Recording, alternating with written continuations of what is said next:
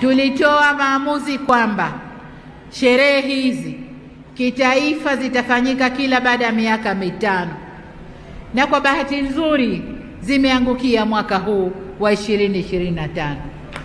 Kwa maana hiyo nyingine zitafanyika mwaka 2030, wakati mimi naachia ngazi na mwachia kijiti mwingine, lakini zitafanyika mwezi wa 3 bado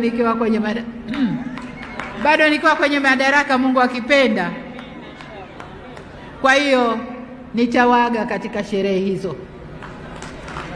Sasa miaka ya katikati hapa sherehe hizi zitakuwa zinafanywa kimikoa. Kila mkoa utakuwa unafanya sherehe, lakini kila miaka mitano utazifanya kitaifa. Miaka mingine Tanzania bara, miaka mingine Zanzibar utazifanya kitaifa.